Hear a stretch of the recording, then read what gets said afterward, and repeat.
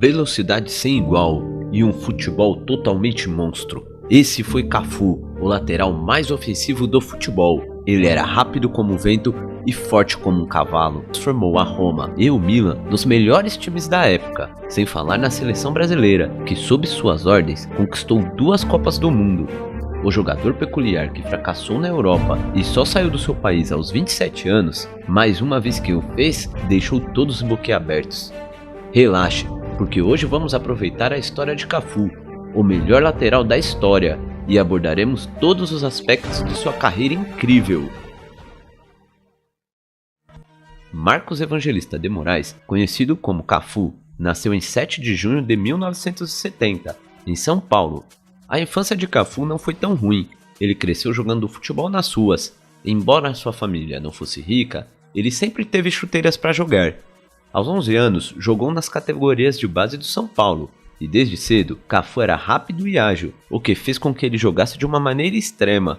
Ele era tão talentoso que, em 1989, com apenas 13 anos, ele estreou pelo time principal. No futebol, às vezes tudo é uma questão de sorte. Sem saber, Cafu estava entrando em um dos melhores times brasileiros da história, o São Paulo de Tele Santana. Lá, ele permaneceu por 5 temporadas, onde foi recuado para a lateral direita e se destacou ainda mais.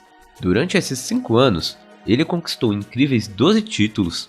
Entre eles, destaca-se o Campeonato Brasileiro de 1991, as 2 Libertadores da América de 92 e 93, que aliás foram as primeiras conquistadas pelo clube em toda a sua história, e a Copa Comebol de 1994, completando assim a fase mais vitoriosa da história do clube.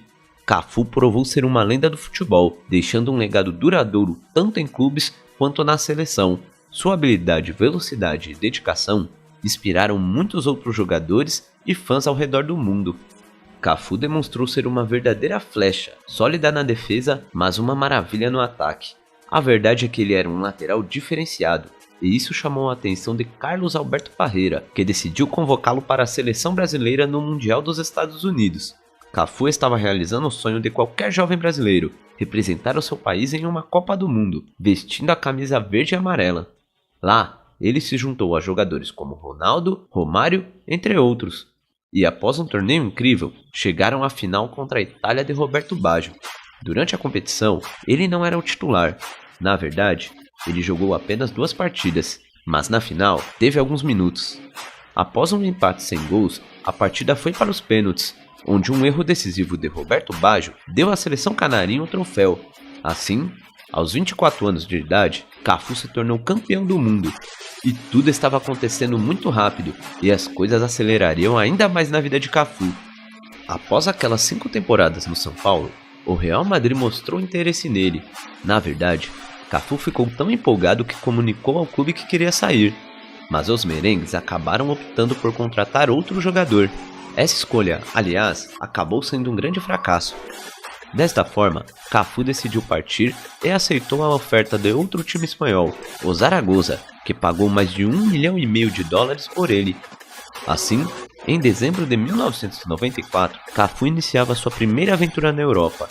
No Zaragoza, havia algumas expectativas sobre o campeão do mundo, mas ele só ficou lá uma temporada. Neste ano, o time conquistou a Recopa da Europa de 1995. No entanto, Cafu não conseguiu se firmar.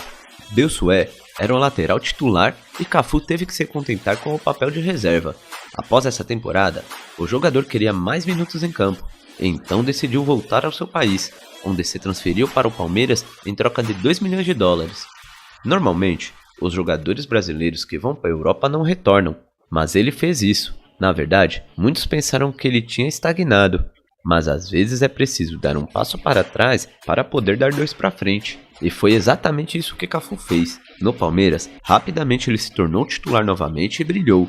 Ele permaneceu por 2 temporadas e conquistou apenas o Campeonato Paulista, mas jogou muito bem. Ele se tornou o melhor jogador sul-americano do ano e ofensivamente era um destaque.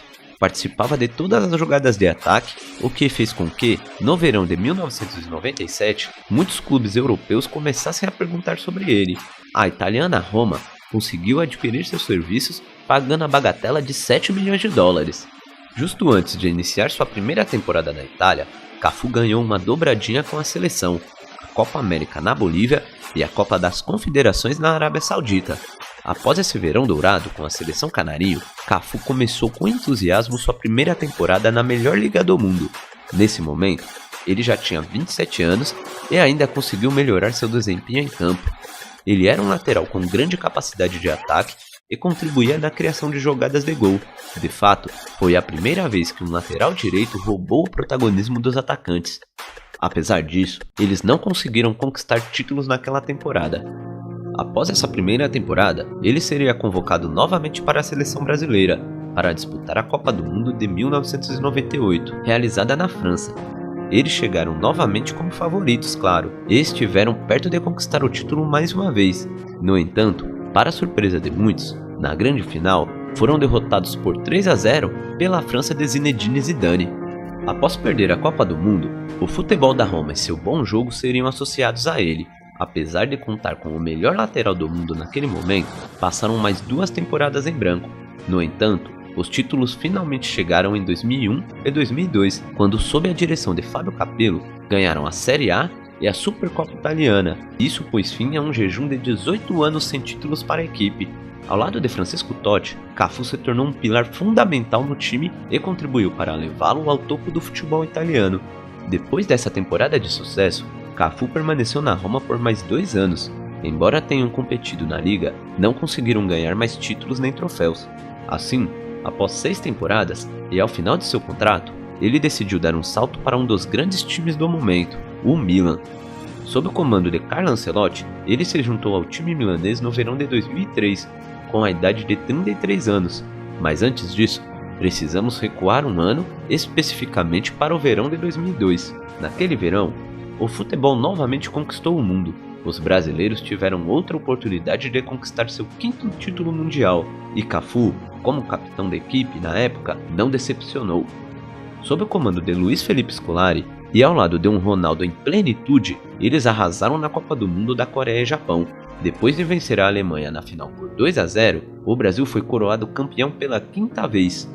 Depois desse triunfo e voltando ao verão de 2003, Cafu chegou ao Milan como uma estrela consagrada do futebol e permaneceu por lá por mais 5 anos. Esta etapa foi repleta de sucessos. Em seu primeiro ano no Milan, ele conquistou a Série A e a Supercopa Italiana. No entanto, a temporada mais especial para ele foi a de 2006 e 2007, após vencer o Liverpool por 2-1 na final da Liga dos Campeões. Cafu ganhou sua única Champions League, completando assim sua coleção de troféus. Depois dessa temporada e de ser eliminado com o Brasil nas quartas de final da Copa do Mundo de 2006, na Alemanha, ele anunciou sua aposentadoria do futebol em maio de 2008. Ele se aposentou aos 37 anos, tendo jogado no mais alto nível ao longo de sua carreira. Por fim, Cafu é considerado por muitos como um dos melhores laterais da história. Ele é um dos poucos jogadores a disputar 4 Copas do Mundo e acumular um total de 142 partidas com sua seleção, sendo o jogador que mais vezes vestiu a camisa canarinho. Ele está entre os raros jogadores que conquistaram tudo no futebol.